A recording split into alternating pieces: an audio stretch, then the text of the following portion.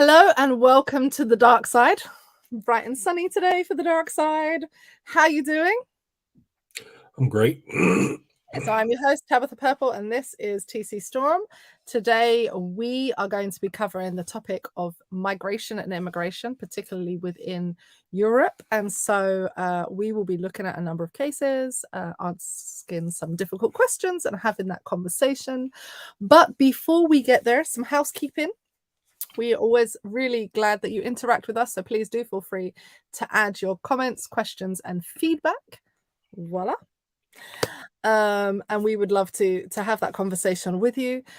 This is adding for educational purposes, of course, and so for those of you who may not know that much about migration and immigration in Europe and are really trying to think about this in different ways, this is the show for you, basically, I hope. And maybe there are some parts of the topic you would like to get to. All right, so in news today, what news stories are we going to cover? I want to cover probably an unpopular or not a very well-known news story. It was something that I saw this week. It's from the BBC News Service, and it's about the World Service. And basically there is a woman who had her images stolen and is being used as for scams to scam men into believing they're in a relationship with her. And the reason I wanted to do this story is because I think we are living more and more online.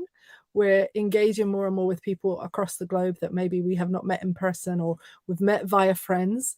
But somehow we're still not learning some of the tactics that we should use to employ to get to know people. And so this woman has been harassed.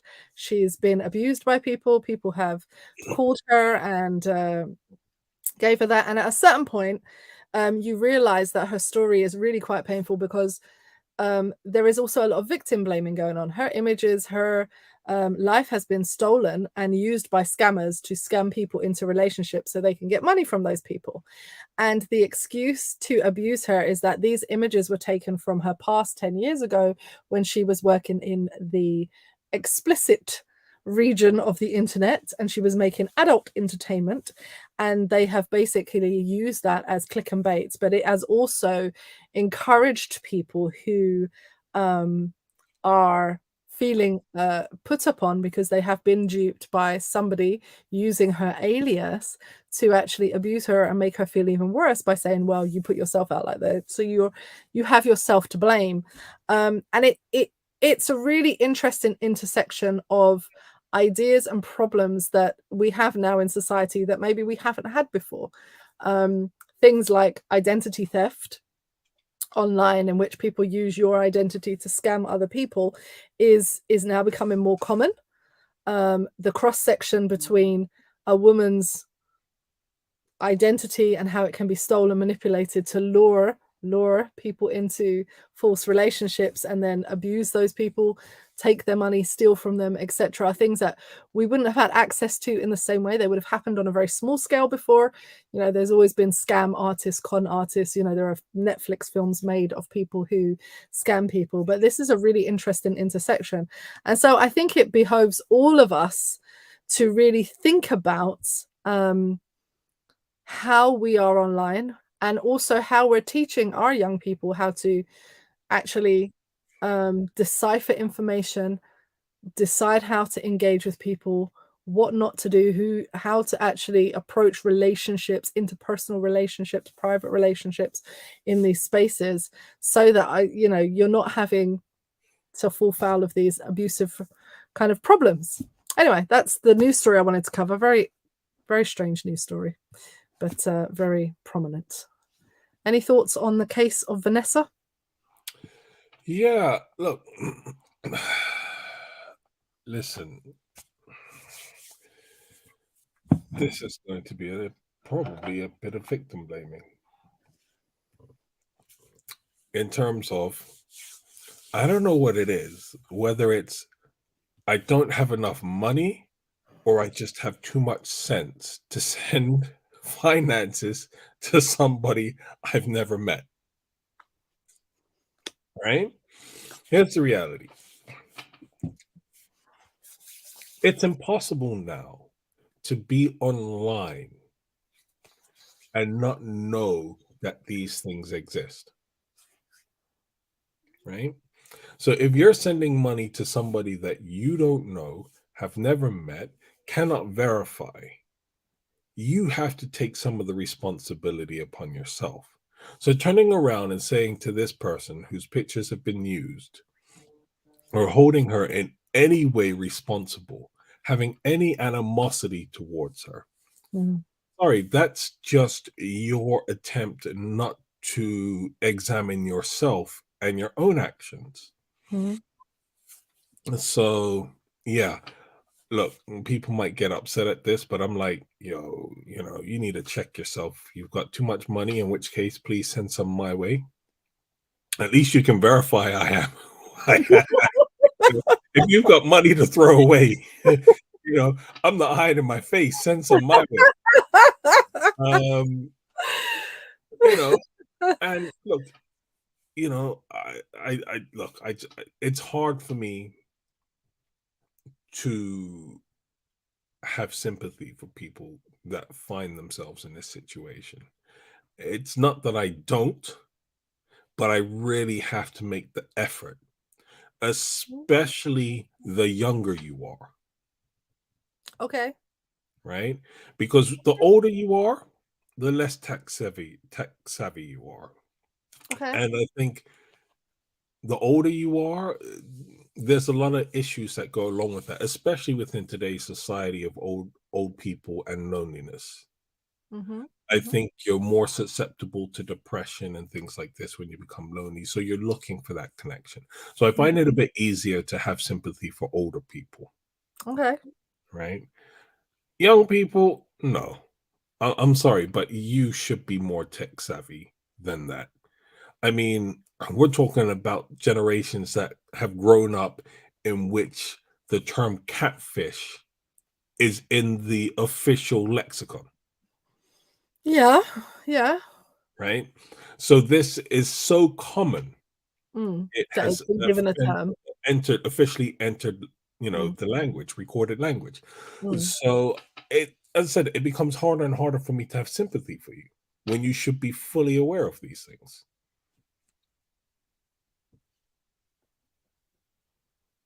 Okay. Yeah, I mean, yeah. I think that I actually have a lot of sympathy for our young people because watching and listening to how they move on the internet, a lot of it is down to naivety, I think sometimes. They haven't been given the tools to handle the access that they have to the world and that the world has to them. And so there are simple things where you see them making mistakes, and older people have to step in and say, hey, maybe you don't want to put that online. Maybe this is not where you want to be. Like, this is not appropriate.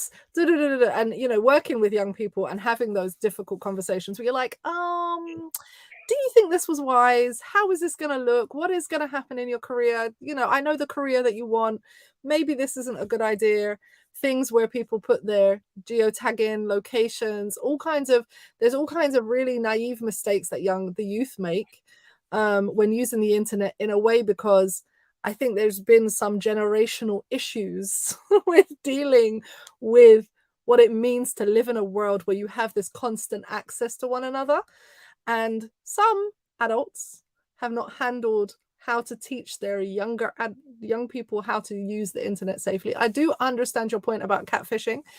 I've seen a few shows about catfishing, and I have to say they've left me feeling really sad for people, young and old. I've seen shows where you've had young people who've been catfished, and for me, it's left me feeling really sad that we're at a point in history where con artists who used to work on quite a small scale and have always existed, these are not new phenomena, but they are now existing in such a business like manner that can affect Mhm. so many people and engage in such a terrible way.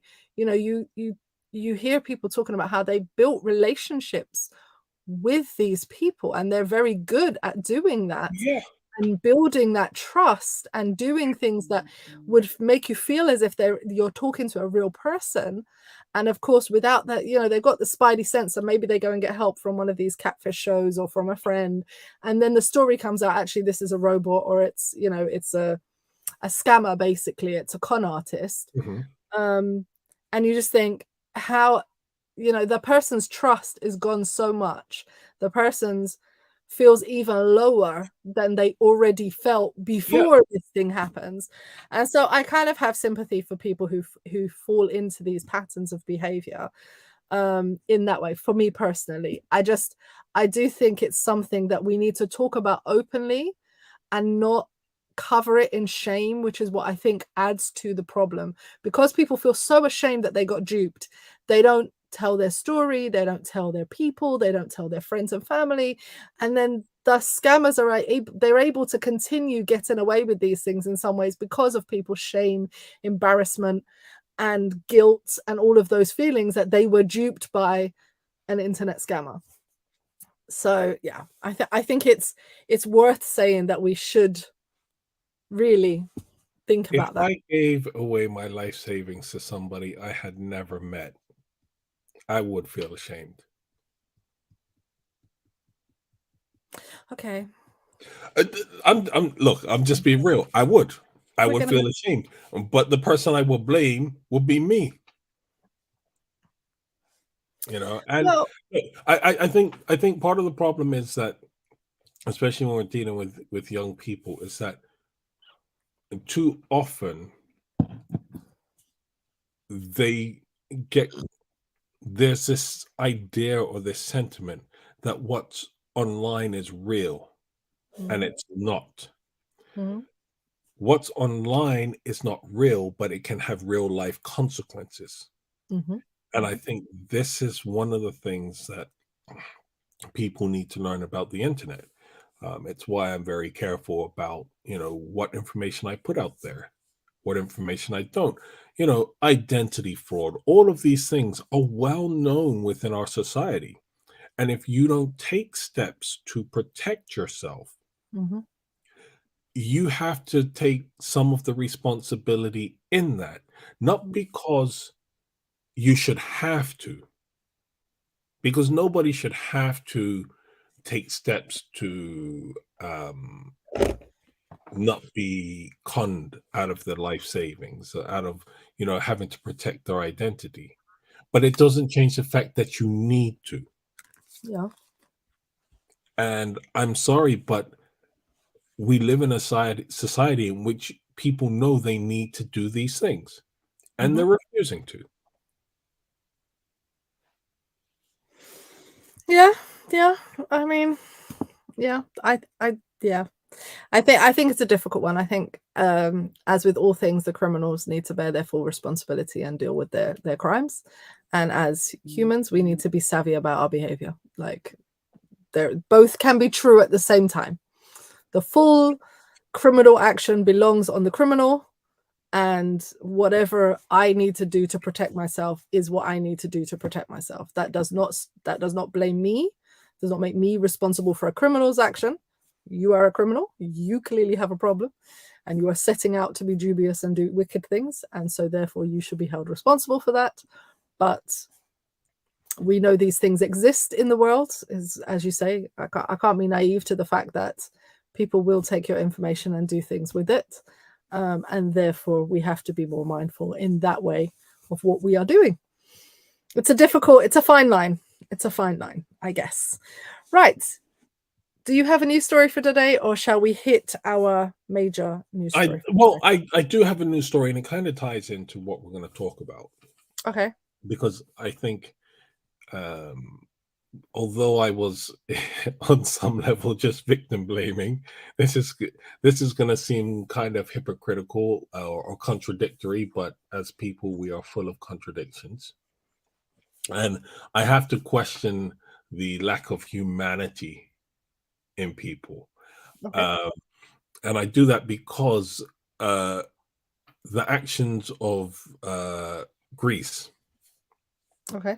and what they've done is they have actually fortified their borders Hmm. to stop refugees from Syria and Turkey fleeing the earthquake and the devastation of the earthquake from passing um, into Greece and finding safety. And so I have to question, where is the humanity in people? Mm, You know, mm, and I think actually we're gonna come on to that, um, perhaps in our news story, as I said, when we touch on it. But yeah, I just thought it was relevant to what's going on today. Um, and I think also, look, there are historical grievances between Turkey and Greece, and we need to be aware of that. mm, Um, as I said, for me, it's just what happens at a national level and the way it impacts individuals. the personal level and the Mm, individual mm, are real discrepancies. And I think some of my position is probably born out of the fact that I don't believe in nations. Um, I'm probably more of a communist at heart, although I'm realistic enough to know it's not practical to be implemented in its truest form. mhm, Um, I I think it's ultimately a better form of society than capitalism is proving to be. Um, so yeah, look, I think that's going to inform a lot of my position and opinions on the subject that we're going to discuss.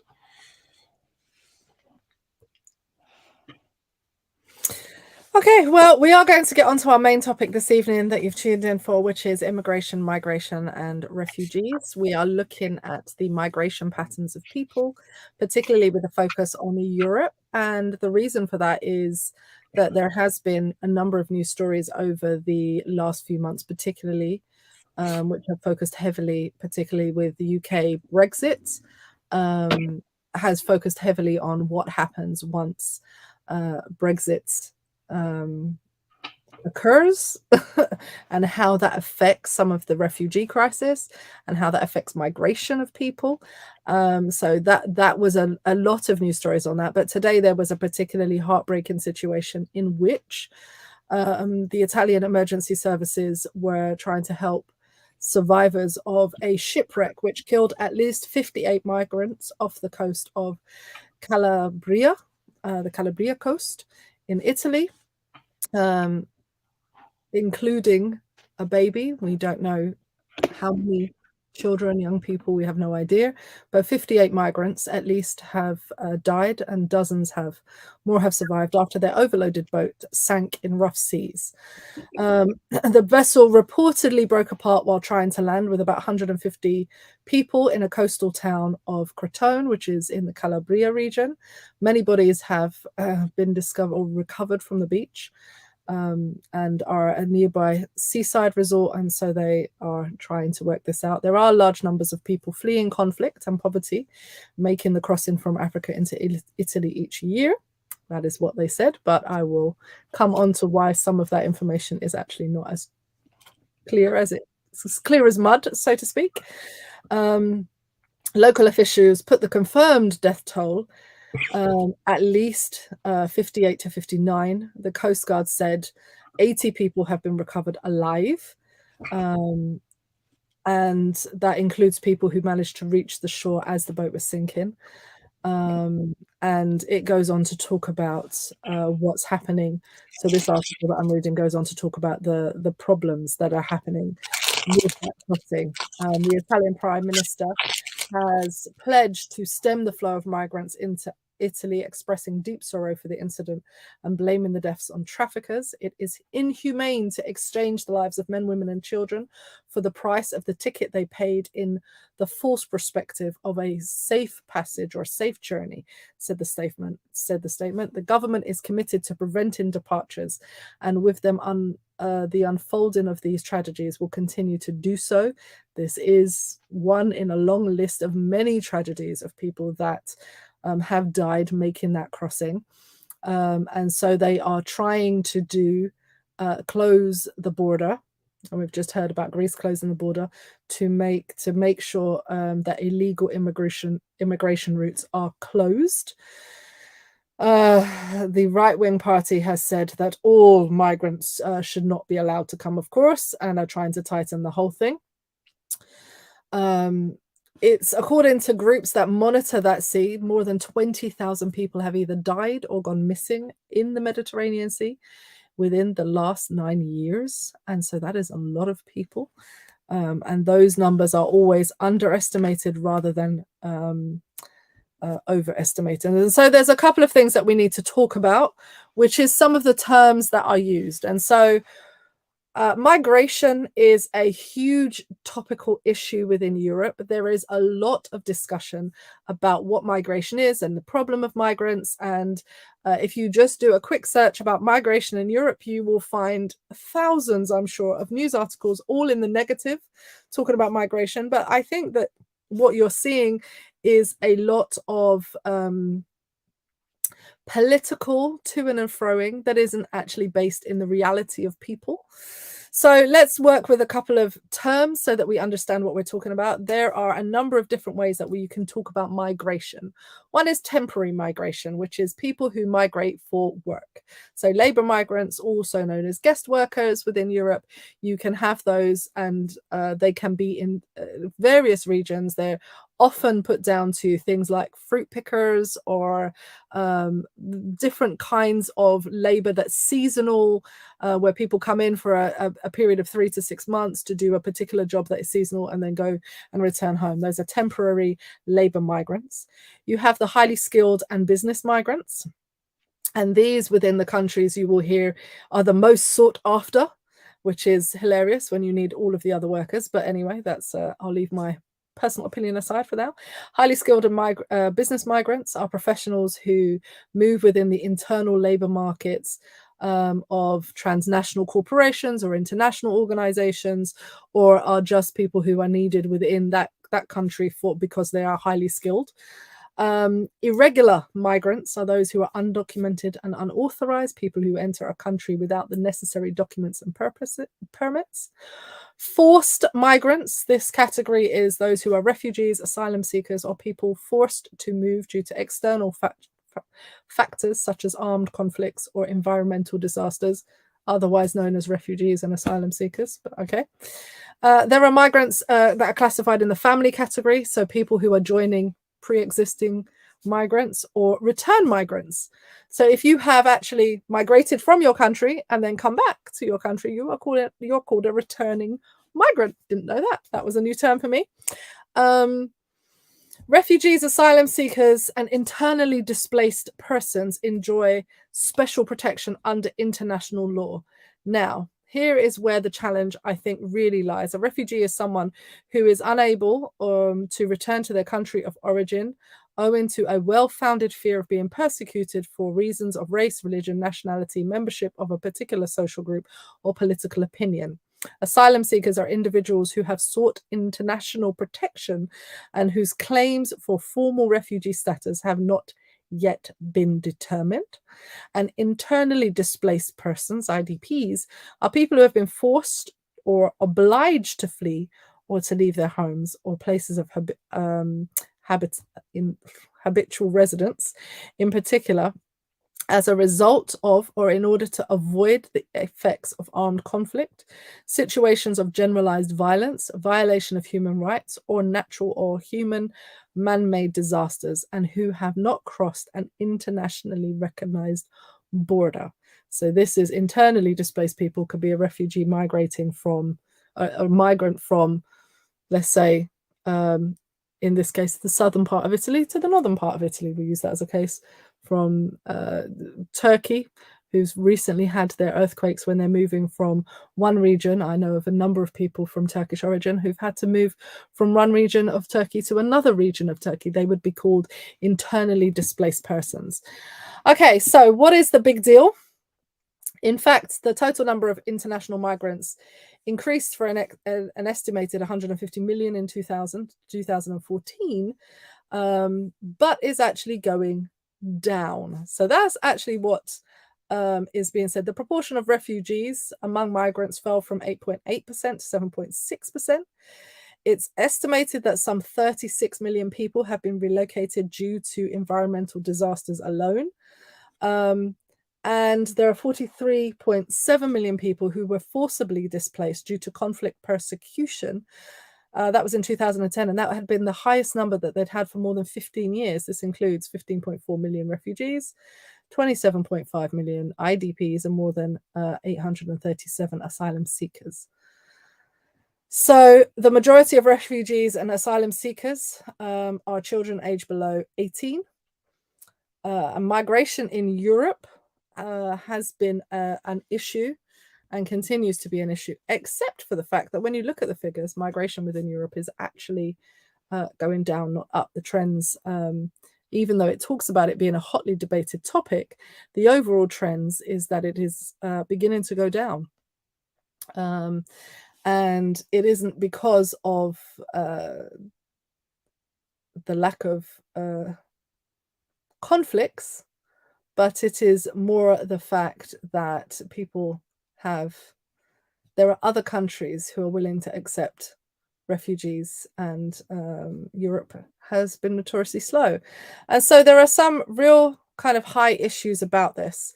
We've spoken about here on the show the fact that, for example, on the France to Britain crossing, the British have refused to put an embassy in the French border to deal with and process asylum seeker and refugee claims so that they can actually process them effectively so that people can have safe passage. They refused to do that. They refused to do that before. Yes, go on. I just want to say correction on that. They have actually put a processing center there, but only for Ukrainians. Yes, indeed, only for Ukrainians. But that, again, was very tenuous. Even that was almost impossible to use. They've put a number of other barriers to entry to ensure that people aren't coming. As you have said, Greece have fortified its borders and boundaries. And so here comes one of the interesting challenges when you look at migration as a whole. One of the things that Europeans talk about is, or if you're actually historically minded, is that Europe is made up of migrants, the entire continent. These are people that have all migrated into the rest of Europe. This is what the people have done. If you look at how the development of these nations occurred, it was through migration. If you go back to the 50s, 60s, and 70s, during oil crisis, during the collapse of a lot of the colonial power structures, there was a lot of migration and requesting of migration due to the historical relationship, and relationship is tenuous, the historical kind of relationship between the colonies and European countries, and people were asked to come here to build up the nation and then were subsequently treated badly. There are lots and lots of migration between the countries. So Sweden recruits frequently from Finland. There's lots of these kind of cross-cultural migrations happening. Poland are well known for sending workers for fruit picking and different types of activities. Eastern European countries tend to pick up these roles within Europe and are requested to come and do those types of roles within certain countries. And they're actively sought out, but when they arrive in the country, they can be treated really badly. And so there is all of this historical information. But if you read the headlines, if you were to believe the hype that you see in the media and the kind of gesturing of the politicians, there was a crisis and some mysterious force of other people was out to get you. That is the overwhelming sense, I think, that when you read about migration in any European country, it's the political gesturing, the reality of what people are saying really is so far different. And we talked, and you talked about this, which is the big move that Germany made under Merkel to have a huge group of refugees come in, and she took them under international law, and it was the right thing to do. But her people had been fed this kind of narrative around migration. And so they really resented in some ways, and there was this real tension that although this was the right thing to do and it was good for the German population because they needed more young people to work, to produce taxes, to be productive members of society, that's not what's being sold. What's being sold is that these lazy people are coming to do something, when actually the statistics tell us something different about migration. They tell us that people are predominantly coming for work. They predominantly are coming to participate within society and pay their taxes and do the things that working people do, educate their children. You know, they move for all of those reasons. But the discussion within Western media is often, and the discussion within Western politics is, how dare those people want to come here? We don't need them. When the other story is true, we have an aging population. We need more young people to work. We don't have enough people. There is a whole story going on within Europe about the fact that young people, the workforces are now, unemployment is becoming a real tension with the amount of jobs that we have. So do we have enough people to fill the jobs? There are stories in places across the globe in which the birth rate is beginning to the death rate is beginning to exceed the birth rate by such a large percentage that there is a worry that in the next 10 years they won't be able to support their own aging population, because not enough children are being born, the decline in the amount of births. So there are all these stories that are happening at the same time. But if you are to believe the media, the problem is definitely migrants. Definitely migrants. That's definitely the problem.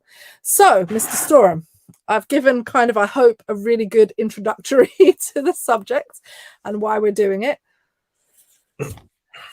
Let's talk. Yeah, I mean, like, whilst you were speaking, I mean, you've touched on some of the things that I'm going to mention and give some statistics on. But I was thinking maybe I should write an opinion piece, Europe, the New Plantation.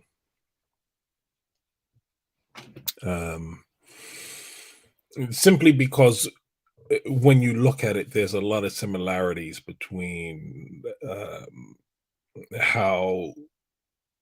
Okay, so when you look at what's the worst treatment that migrants receive is within countries that were historically slave trading countries.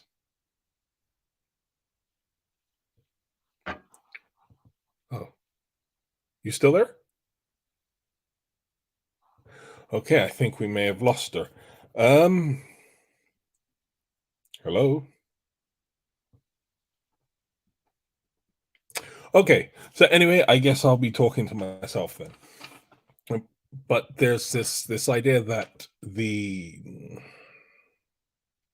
worst treatment of migrants comes from historically the slave trading colonialist countries.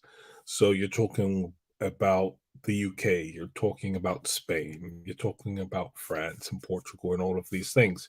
And so when you look at the treatment and some of the things being said, about immigrants were also historically said about slaves. Somehow, welcome back. Thank you. My computer just shut down. I don't even know what happened. It just. Okay. So, just to recap, I was just saying maybe I should write an opinion piece entitled "Europe: The New Plantation." Okay. Because when you look at the treatment of migrants, the worst offending countries are historically the slave trading ones and the colonial powers. Yeah. Right. Yeah. And you see a lot of similarities between what's being said. Somehow the migrant is both lazy and taking your job at the same time. Yes. Black people were doing all the work, but were somehow lazy at the same time. The lack of humanity afforded to people, the fact that we want you to be in the space to do the things that we want you to do, but we don't actually want you here. You are to do all the work and not reap any of the benefits. And so when you look at those similarities, actually, I think it's possible to perhaps write an opinion piece on that. Yeah. Anyway, that's just a thought that came to me. So I'm going to give you some statistics. Mhm.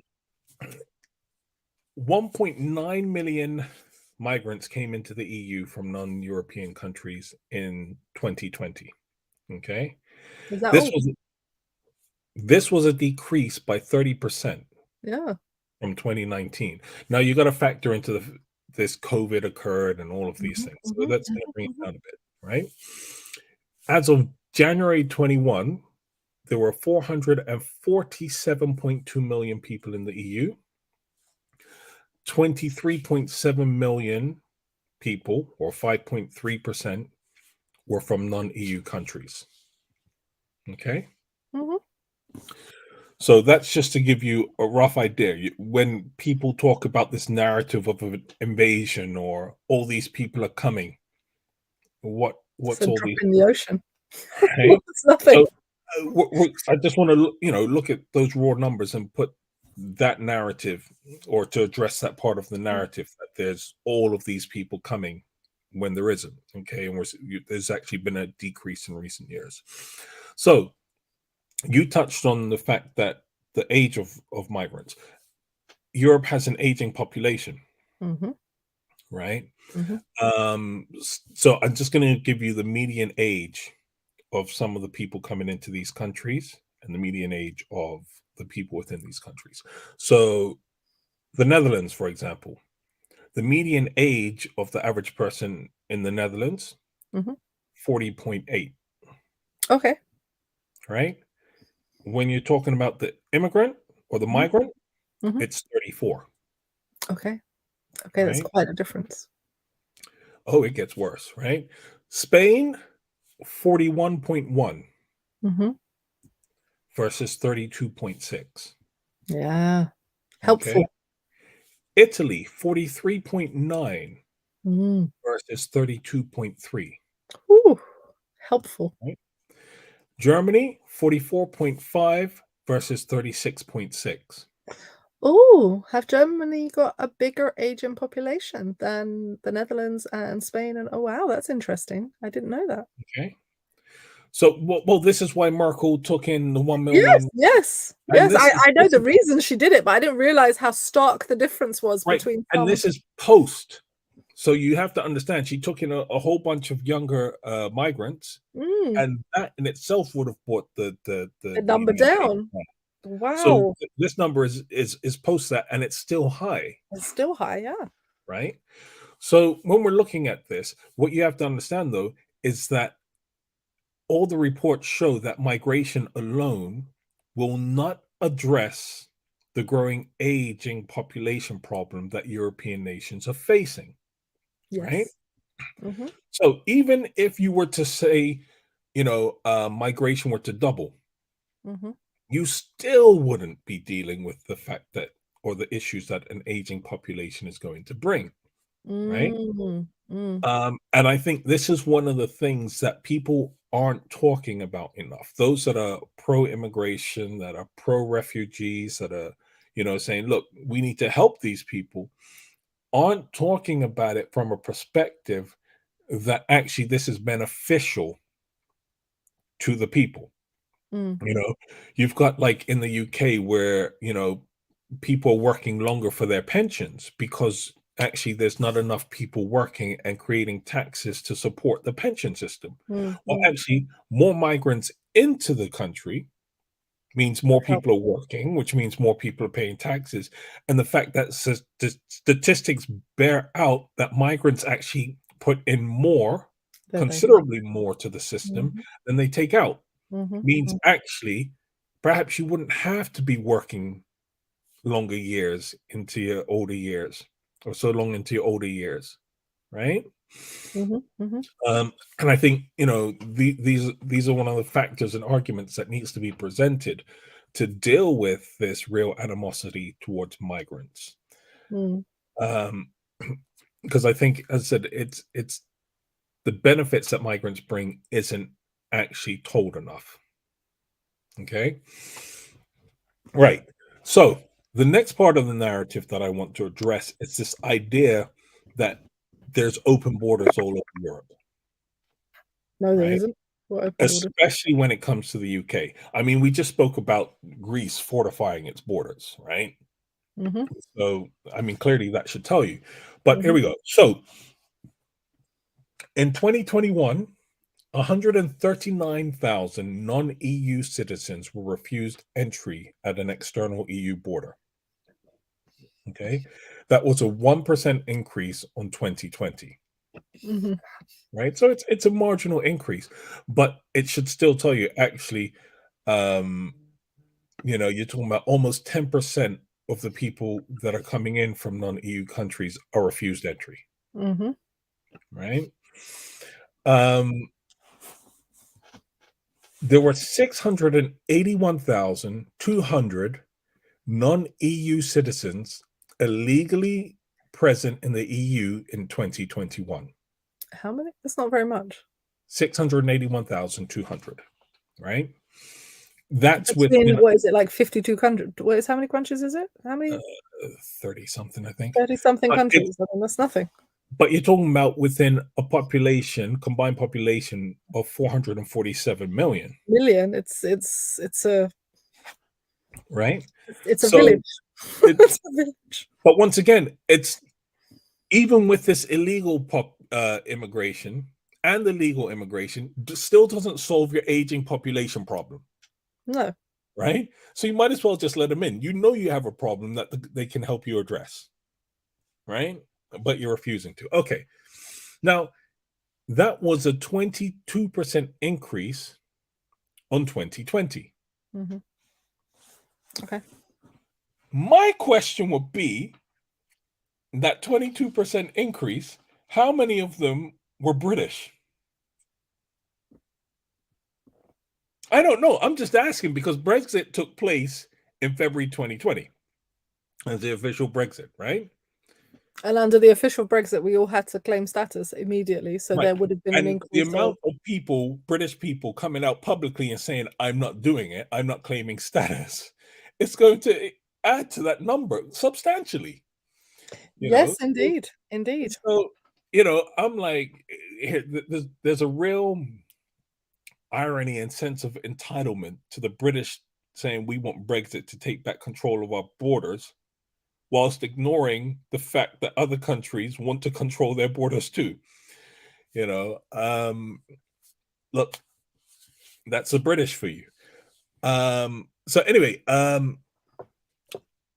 in 2021, 342,100 non-EU citizens were ordered to leave the EU.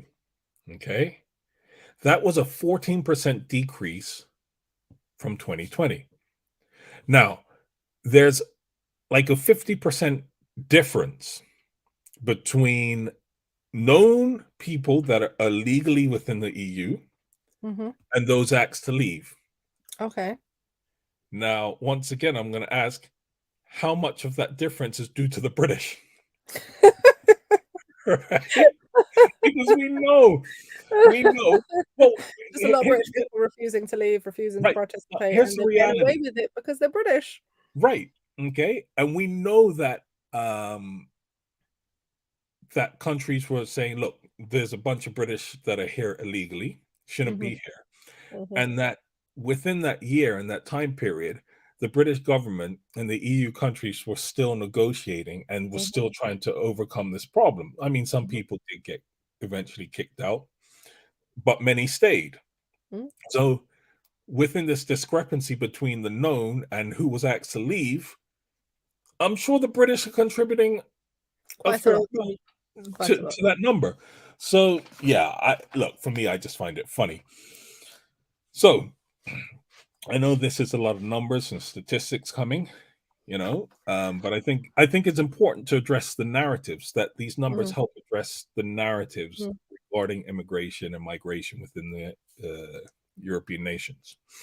And just to clarify, because we asked a question, when we're talking about Europe, there are two different Europes, if you see what I mean. There are 44 countries that make up Europe Yeah, as a whole, and there are 28 countries in the EU. So yeah, that there's kind of those two countries. So when we're talking about those populations, you can understand between 28 countries or between 44 countries. This is It's a drop in the ocean for the amount of people. So Well, just to put that's that why I in. said EU, non-EU citizens and So for non-EU. 28 countries to have a 400 and something million, and then you're dispersing these people throughout 28 countries, it's a small amount of people that would be in any of these categories. Right. So, once again, to address this idea of, especially this British idea that there are open borders everywhere and all these migrants and they're being invaded, I wanna give a bit of perspective, right? So these are statistics for 2021 asylum applications Hmm. and asylum applications granted, Hmm. right? France, there was 137,015 asylum applications. Okay. 120,685 were granted. Okay. Okay. In Germany, there was 132,680 Hmm. granted Hmm. out of 190,545 applications. So they had like 55,000 not granted. So, okay. Yeah. Spain, there were 70,985 asylum applications, Hmm. and they granted 65,295. Okay. The Netherlands, sixteen thousand five Is that hundred all? and five applications. Is that all? Mhm. Wow.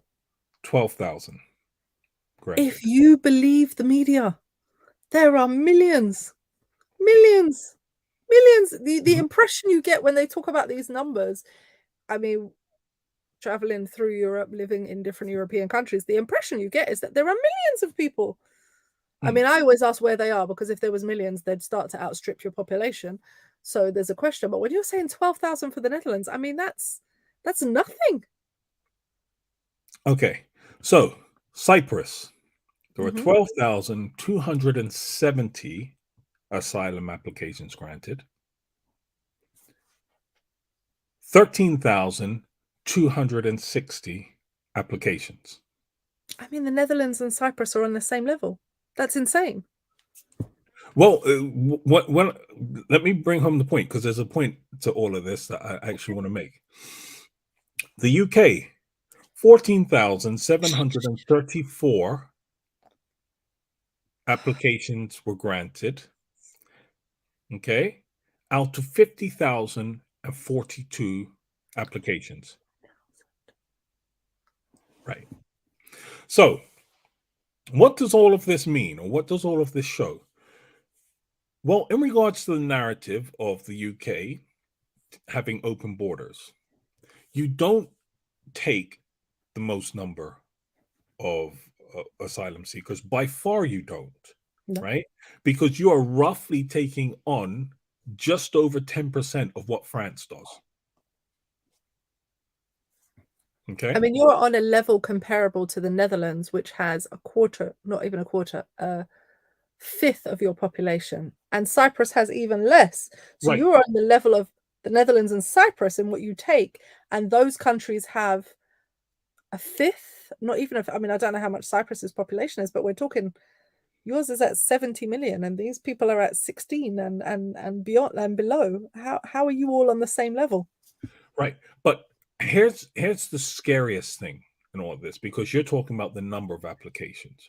What I want you to do is to examine the percentage of applications refused to those that Yeah, are but accepted, that's right? the refusals from the UK are outstripping anything. I mean, because let's see, there was a 50,000 difference in Germany, but you're talking about would have worked out to what, like a 20 to 30% difference? Well, let's put it like this. Cyprus is accepting nearly 100% Yeah, of its applicants, yeah. right? Um, Spain similarly is close to 100%. You're talking Yeah. about 90% at least, Mm-hmm. right? Austria. I don't know if I said Austria's actually. Austria granted 18,760 applicants out of 38,615. So that's 50%. They're doing 50%, yeah. The UK, 14,734 out of 50,000. You're doing what, 20% of your applicants actually make it? Not even that. Sorry, yes, it's about 30%, Mm-hmm. just under 30%. Mm-hmm. So Mm-hmm. about 28% of your applicants. And so what this should do is it should combat the narrative that one, you have open borders, that you're taking all of these asylum seekers. But I think what it should do the most is actually address this narrative that people aren't seeking asylum in the first safe country that they arrive at. No, they are Because by seeking far asylum. they are. Yeah, When yeah. you look at the amount of applications being Mm-hmm. made at countries other than the UK. Mm-hmm. But Mm-hmm. once again, these aren't the statistics or numbers that are being talked about. And I think this is the failing of mainstream media. Mm-hmm. And I think it's a deliberate failing Mm-hmm. Yeah. because what we're going to come on to next, or what I want to come at it from next is probably another angle in which this has historically always been the case. Yes. Yeah. Right. But when I say this has historically always been the case, I mean in the way that European nations are very xenophobic Mm-hmm. Mm-hmm. and how they have historically dealt with migrants, even amongst themselves. Mm-hmm. Mm-hmm. Right. So yeah, so I just want to put that out there, especially to those that live in the UK. The UK is far from pulling its weight, No. right?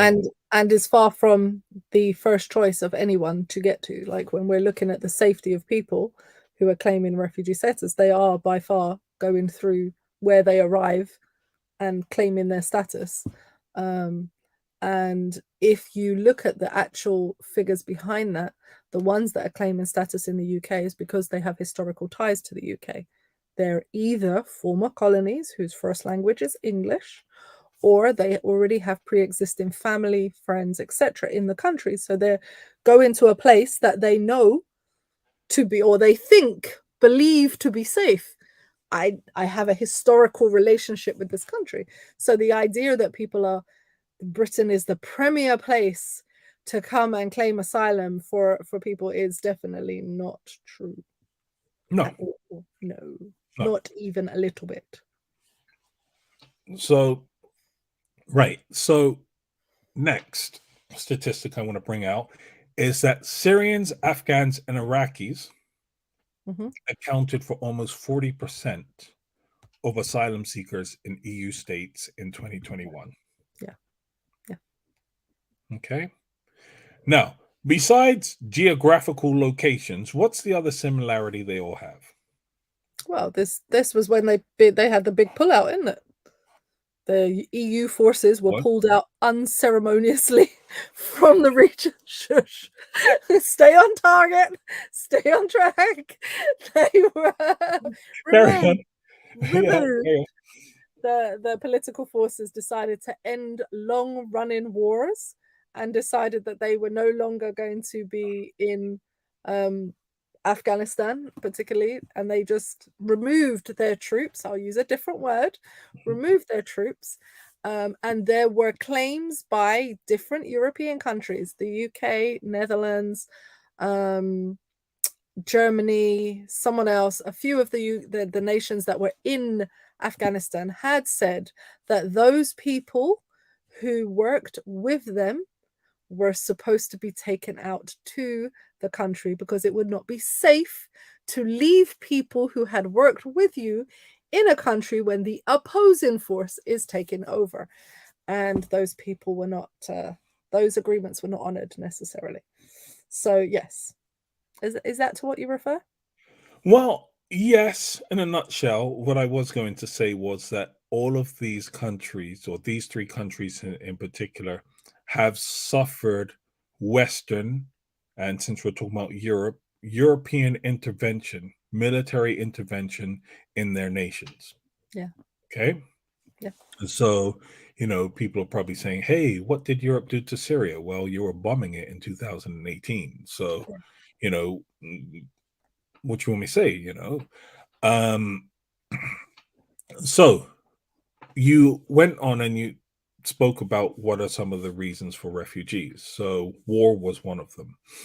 Mhm. Ethnic or political violence is Mhm. another. Mhm. Persecution based on race, religion, nationality, membership of a political group, or political opinion. So if I lived in the US, I'd probably be applying for political asylum somewhere because of my political beliefs. Many people would probably want to kill me. Um, If we lived in the US, we would be able to claim asylum and other. I do find that quite interesting because, well, if you're black, you're oppressed, so it's a war country for you. So you should be able to claim asylum on basis of your color, literally your race. If you're practicing a religion that is not extreme Christianity in its extremist, crazy form.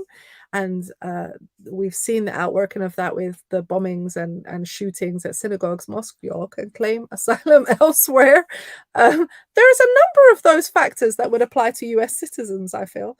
They're not taking advantage of that. But Listen, just me saying, look, my political ideology leans more towards communism than capitalism would be enough to have my phone bugged, by government agencies. Look, the place is crazy over there. Okay, so anyway, these are some of the reasons for why you can have migration and asylum and refugees. So my question to you would be, with those reasons, do any of them sound like they could have been applied to Europe at any point in time? well, yes, we know that actually there was mass migration, mass refugees coming from Europe during wars, that Mhm, world wars that we've had here.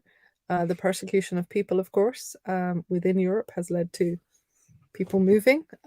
This was back in First World, Second World Wars. The conflicts that the Croatians and Bosnians had has led to that as well. Conflicts in different Eastern European countries have led to migration. East and West Germany had lots of migration issues during the period where the wall was up. You had the Iron Curtain, I think it's called, for Russia, mhm. where there is a lot of migration because due to the collapse of the former Soviet Union. I could go on with the list of refugee claims that have been made to the Southern Hemisphere as a result of these issues, and also to the USA.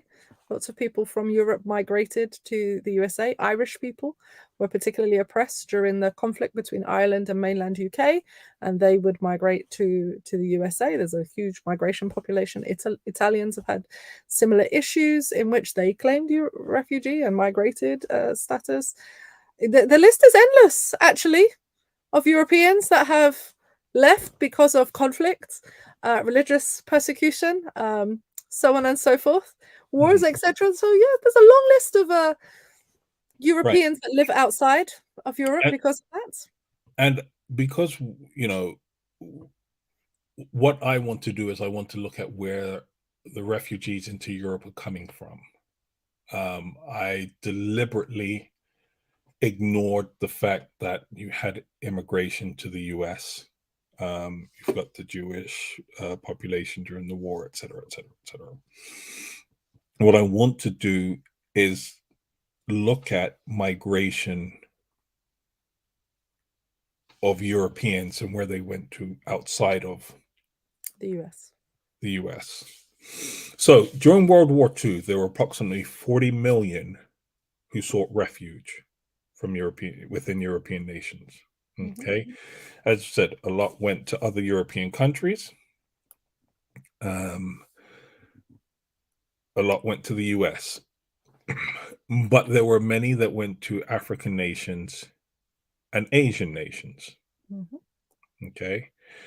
And what I want to point out is I'm going to give you some examples, but also what I want to do is show that some of the solutions that are being proposed by European nations today are their historical approaches to migrants and refugees, even within their own nations. Because, as I said, they're very racist, but they're also very xenophobic. Mm, mm, mm, mm. So, between 17 and 19,000 Polish arrived at Mombasa in Kenya in 1942, Oh, is it that many? Oh, okay. Okay. right? Now, at the end of the war, a lot of them went back to Poland, Hmm. Hmm. but some went to the UK, Okay. right? Interesting.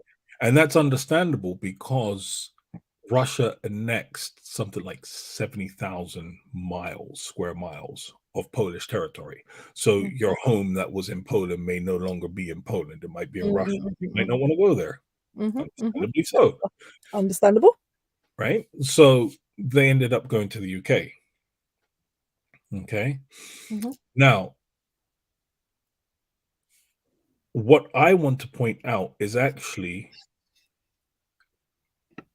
the difference. And I think this is how white supremacy has infected Hmm. so much of nations that were not necessarily within the slave trade Hmm. or colonial powers, right? Okay.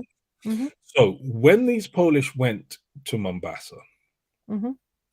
they got on very well with the locals, according to local newspaper reports, Okay.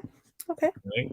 To the point where some of them were marrying and having interracial relationships, which was illegal at the time, and against British policy because the British were still in control of Kenya, Okay. Okay. right? Okay.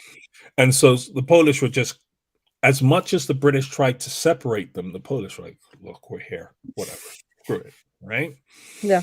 They were living So their lives. some of them were getting married and having Mhm. children and doing all of these things in Mhm. contravention of British law. British law at the time.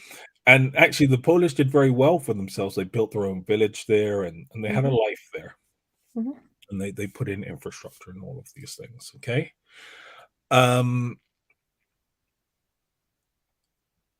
so one of the things you need to look at is actually when we're talking about, the rise of uh, the right in countries like Poland, you need to look at what was happening historically and ask where does actually this all fit in with the narrative, because Mm. you know Mm. we know that refugees went and got on well with the locals, Mhm. right? Mhm. And even within that relationship, you have to understand there would have still been imbalance because of the British power and systems of power Mhm. that were in place. Mhm. Mhm. Mhm. Mhm. But actually, when you start talking about the marriages and the mixing and all of these Mhm. things, Mhm. it's actually a lot better than what you would imagine. So, where does this narrative of white supremacy start to enter into the society?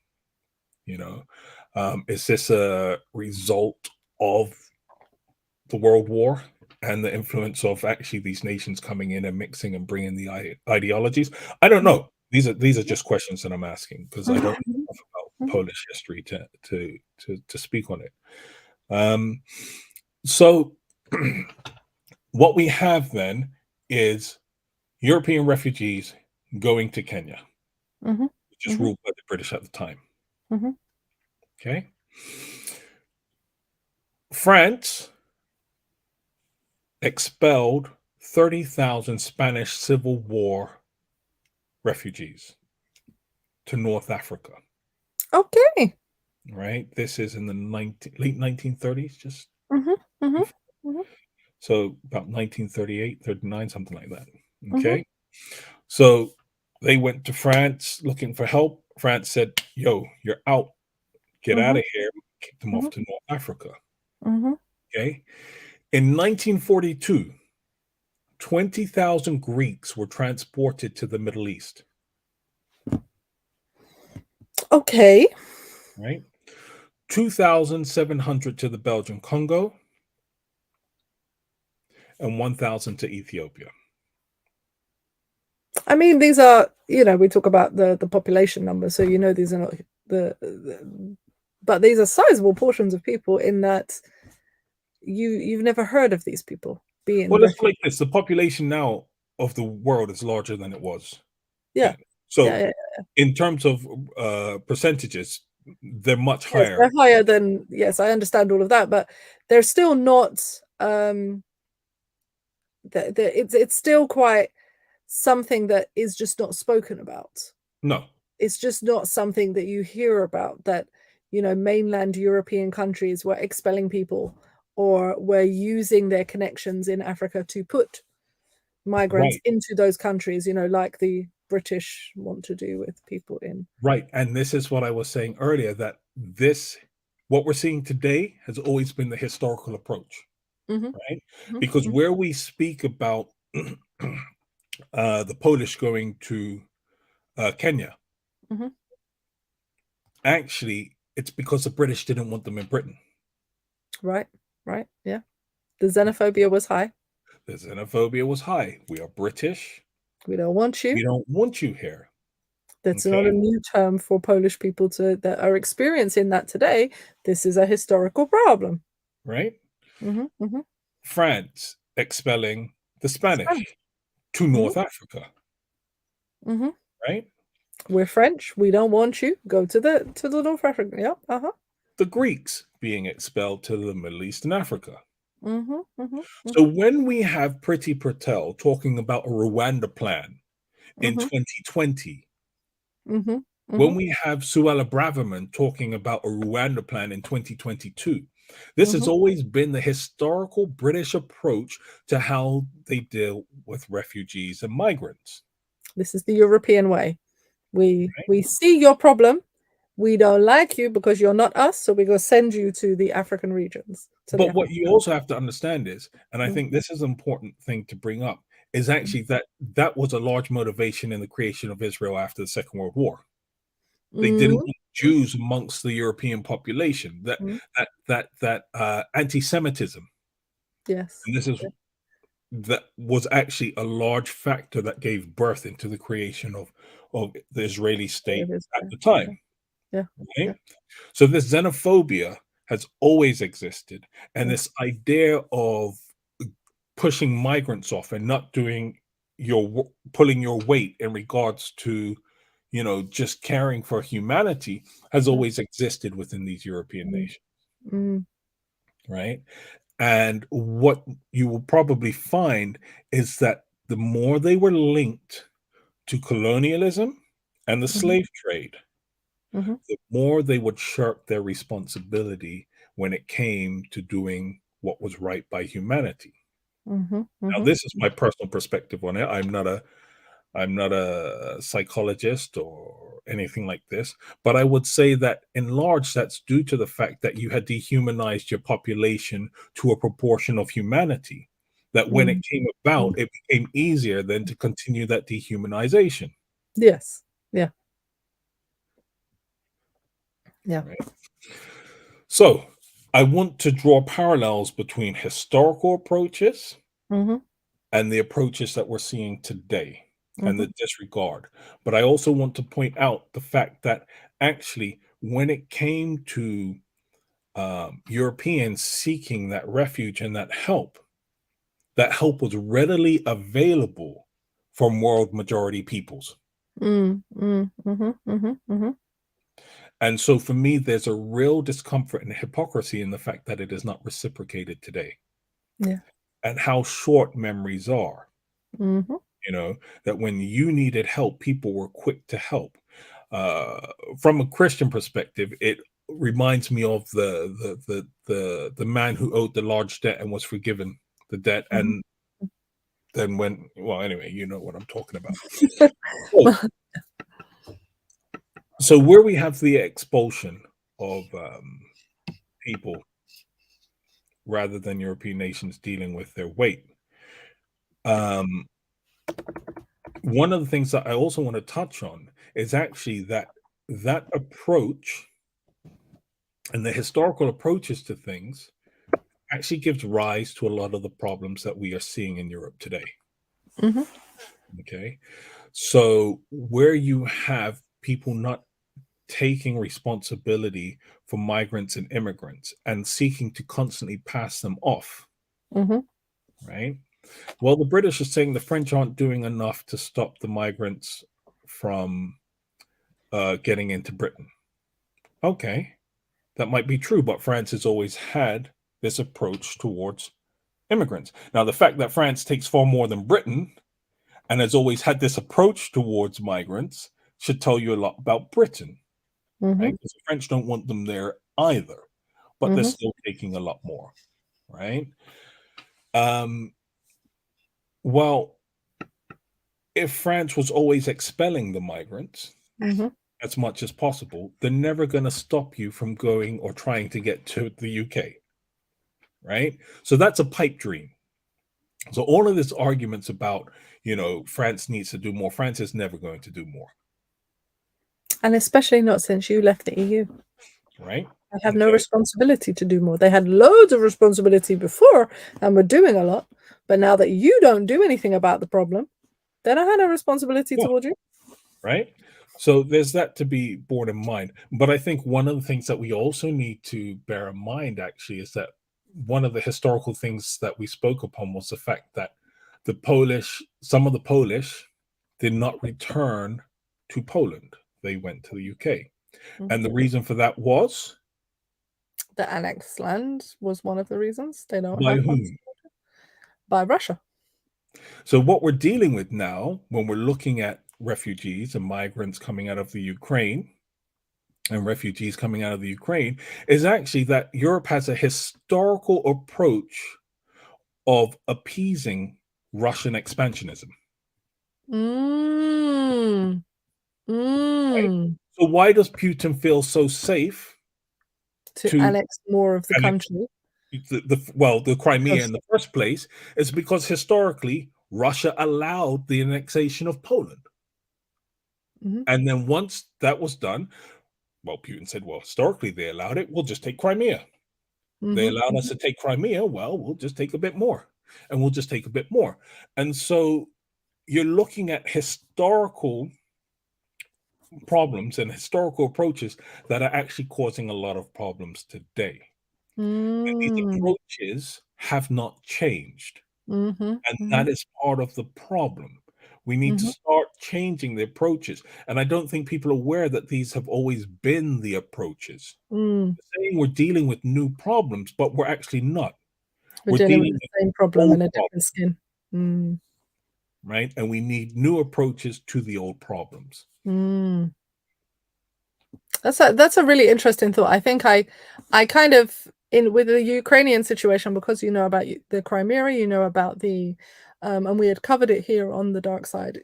And you can go back and watch the episode where we go through the history of the Ukraine and how the relationship was supposed to be between the US, the Russia, and how they were supposed to protect Ukraine, and how that relationship broke down with Russia annexing Crimea and then nobody doing anything about it.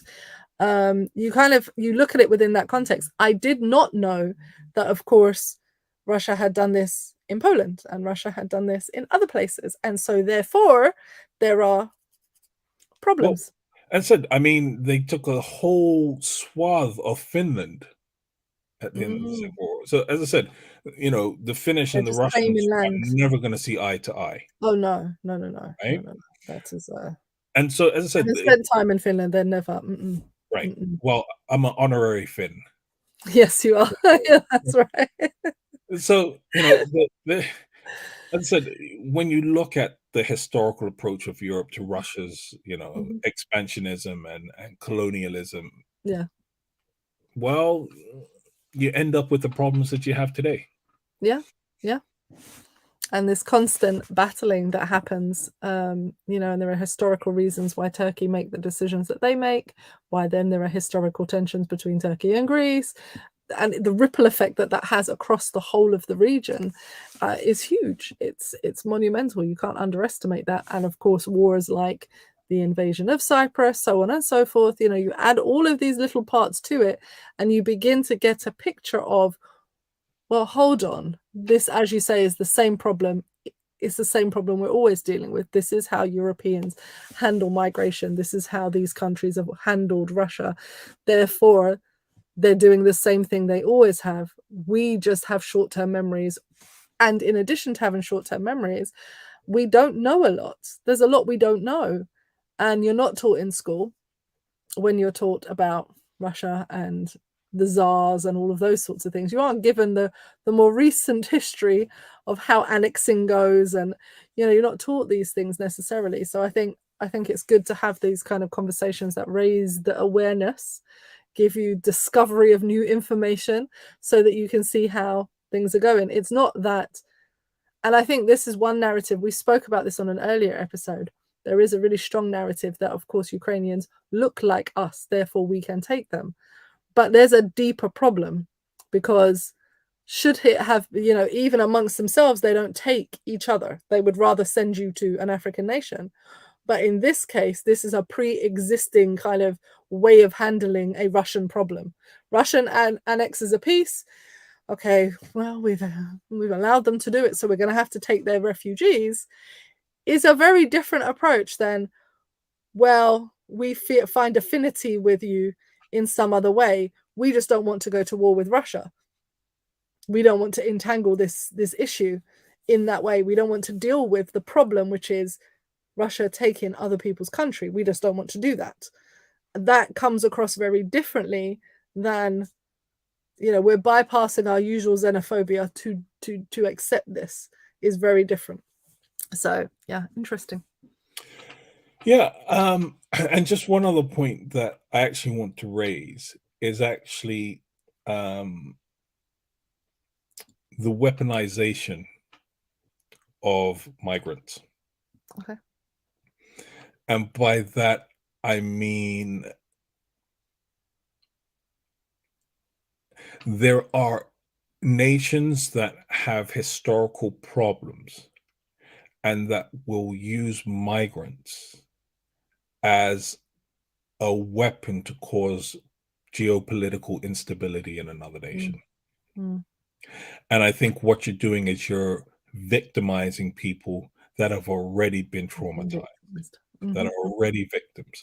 So we spoke about Greece and the fact that they are fortifying their border, but you had this problem in Belarus a couple of years ago, right, where they had put the army on the border between two different nations and were actually forcing immigrants into a certain country. Yeah. Yeah. Right? And that's all to cause political instability. Yeah, we right? talked about this on a previous episode, I remember. Right. And so I think when people are talking about migrants and refugee seekers and asylum seekers and people coming across in small boats, you need to ask yourself, why is it that they're being allowed some of these routes? Yes, because actually under international law, you cannot dictate at which place a asylum seeker considers to be a safe place, right? But why are some routes so much easier than others? Right? And that's because one, they don't want them there, but two, depending on where you place them and where you funnel them, you can cause instability within a nation. And you only need to look at the harm that a divided nation can do to itself by examining the results of what has happened in the US after Donald Trump lost the election. That sort of polarization is destructive to a nation. Now, I don't believe in nations as such, but I am painfully aware that that is the system we currently have, and that I'm realistic enough to know that actually the harm of causing that instability can do to many, many, many people. Yeah. I think this has been a fascinating show, and I hope that our viewers, listeners, when they watch this, actually get to the heart of some of these issues and really wrestle with the ideas that what you're seeing today, the political shenanigans, the posturing of politicians and media to say that migrants are a problem, that refugees are the issue. The big issue within Europe is refugees and migration, and this is the problem. When if you actually examine the numbers, if you actually examine the problems that your country is having, migration is the least of anyone's worries, and in fact adds to a population, adds to the work. It's well known and documented that refugees add, or migration adds more than it takes out of the system. It adds more to any country. And so then what are we doing? We're scapegoating, which is something that European countries are guilty of constantly over the decades. Is any of the world wars is about scapegoating. These people are our problem. That's why we're going to exterminate them. Okay, we're going to go to war with you because you're exterminating people, blah, blah, blah, blah. You're trying to take over another nation because you believe you're better. We're scapegoating constantly the other, and the real issues that we have of economic crisis, and the mismanagement of funds, and the terrible side of capitalism. Yeah, no, let's not talk about that. Let's not discuss that. Let's keep it to the fact that those people are coming and those people are the problem, and thereby having this contentious relationship on an individual level between people, because you've set this kind of European-wide narrative that it is the refugees who are at fault, it is their problem.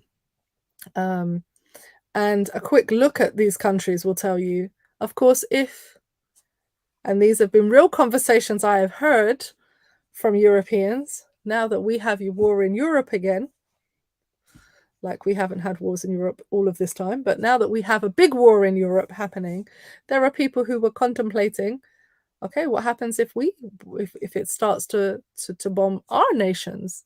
Where do we go? Oh, hang on, wait a minute. I thought we don't go anywhere when people bomb us. I thought you were supposed to stay and fight. Why are you thinking about fleeing? Why are you thinking about leaving? Where are you going? You need to stay and fight. Oh no, but if it's Russia bombing you, then you have a legitimate reason to flee. These are real challenges that people have to really reckon with their own ideology, so to speak. Yeah. Well, I think they need to wrestle with that, and they need to wrestle with Schrodinger's immigrant. What would happen if you put an immigrant in a box? That one. Well, no, the fact that immigrants are simultaneously lazy and taking your job. Yes, yeah. The mysterious ability to be that. Yes. Yeah. It's really, I think it's such a crying shame that we have this, and we've heard a lot on this show. We have heard a lot, but I think it's definitely something we have to wrestle with in a more intentional way.